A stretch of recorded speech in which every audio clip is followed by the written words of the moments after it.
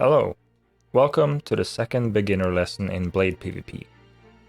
This video will focus on movement, including the concepts behind movement and positioning that will help your survivability and attack potential. There will also be some movement techniques you need to grasp to put yourself on the path of improvement. Why move? It might seem like a simple question, but trust me, it is vital to think about. To be efficient in this game, your actions should be supported by reason. Moving around just for the sake of it can be counterintuitive. When you move, it should be to put yourself out of harm's way or to set yourself in a better attacking position. You can even do both at the same time. To move with these reasons, you need to focus while playing. Think about your actions. When you focus, that is when you play at your best. It can make the difference in whether you're hitting your hooks or you're always off by a few pixels. In general, to improve, you need to do so consciously. Playing mindlessly or lazily will only get you so far. Let's break movement down into two categories. We've got evasive movement and attacking movement. It needs to be said that movement and attacking, or alternatively hooking, go hand in hand. So I'll be using hook mechanics in my explanations. The next video, which will be about hooking and aim, will go more in depth on the mechanics. Remember to subscribe if you want to be updated when that video releases.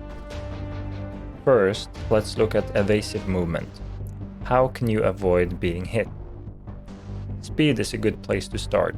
The faster you move, the harder it is to estimate where to shoot hooks. Since hooks aren't instantaneous, to hook someone, you need to understand the travel time of hooks and also where the player will be at that time of collision. The faster you move, the further away you will be from your current position, making you harder to predict. Which brings me to the second point: you want to be unpredictable. Everyone's got their style of play, certain habits and things they keep doing, which is all fine. You can't really do something new every time. What you need is to be able to adapt to the situation, expand your arsenal of tricks, so to speak. Your opponent will start reading your moves and they will be ready for what you will do next, making you an easier target. And the more you play against that same opponent, the easier they can read you. Avoid going straight at your opponent. You want to avoid moving linearly.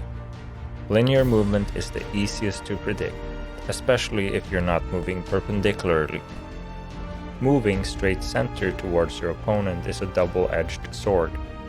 If your trajectory is in the center of their camera, even if you incorporate a jump towards them, all they have to think about is vertical aim. Always think about moving perpendicular. The more sideways motion relative to your opponent, the more effect your speed has. Keep your momentum. The easiest targets are sitting ducks.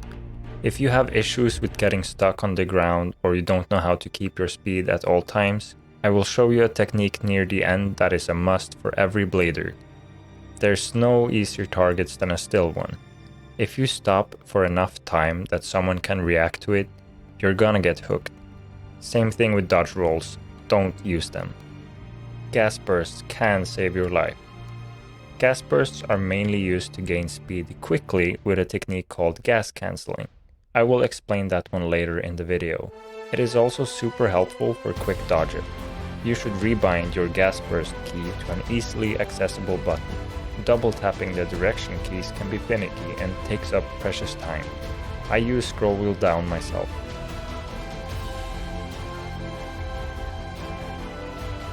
If you're moving linearly and your opponent is good at hooking, you might get this spider sense that you're about to be hit.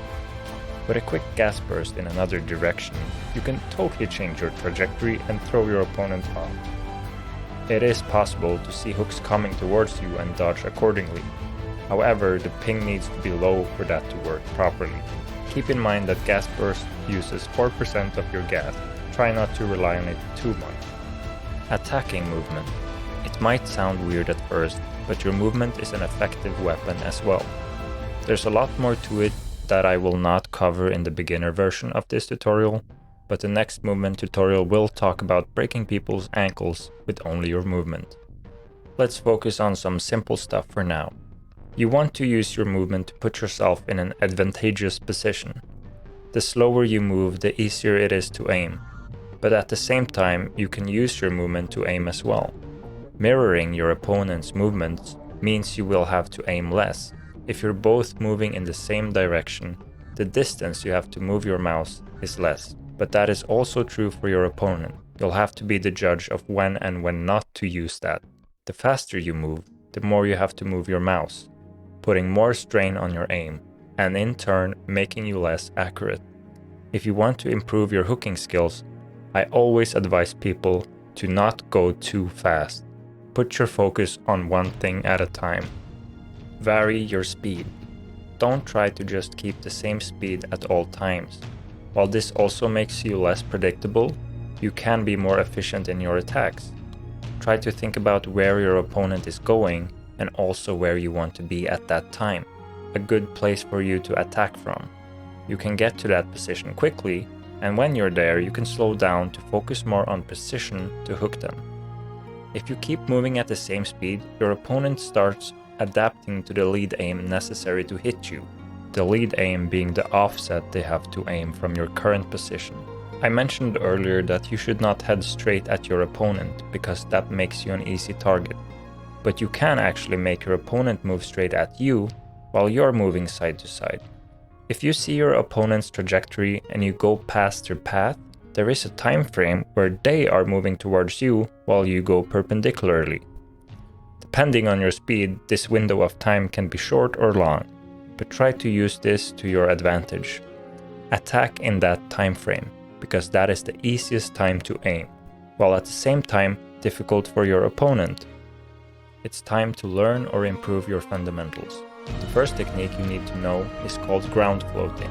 It's quite self-explanatory when you see it. This is an important technique used to chain movements together. You only lose a bit of speed when activating it, but it stops you from sticking to the ground every time you land. This is the bread and butter of Blade PvP movement. To do it, jump in any direction and shoot a hook in the area perpendicular to where you will land. If you have enough speed, your character will start sliding around in a circle. Now, hopefully you always hold the gas button down, because you should always be doing that. Let go of it while in the sliding motion, then press and hold it again. This makes you start floating. This whole sequence needs to become muscle memory, and at some point you'll start timing it perfectly so that you barely see the sliding animation. Okay, so you're floating. Now what? You have a couple of options. You can face your hook and reel in. This makes you jump. Right after that, I suggest letting go of your hook. You can now keep chaining these ground floats together for practice. Try to keep your speed above 100 units per second comfortably. This will come with practice. If you want to move in the direction of your current momentum, simply release the hook without reeling in first. You could also hold the reel out button. This can branch into a lot of options for you. For my own style, I always reel out at least a bit every time I do this. It gives me more control and I don't really have a need to keep going around in circles. Keep in mind you need to start your floating when you are sliding past your hook or circularly around it. If you try to start your ground float while sliding towards your hook, you will lose a lot of speed and end up jumping. The next fundamental technique to learn is the gas cancel. In essence, this is an animation cancel that gives you instantaneous speed. When you gas burst normally, you gain a quick burst of speed and then you lose it. You can skip the losing part if you cancel the animation. A hook landing will cancel this. Jump towards a direction, shoot a hook. Right before that hook lands, gas burst in the same direction. If done properly, you get a lot of speed. It's important to know that your initial movement, your gas burst direction, and hook direction should all be towards the same direction. If it's not, then it's not going to work properly. Gas cancelling also works when hooking players, so if you're confident in your hook landing, you can get a quick reel in for the kill. You're now armed with the knowledge to improve yourself. Learning these fundamentals has set you up for finding your own style.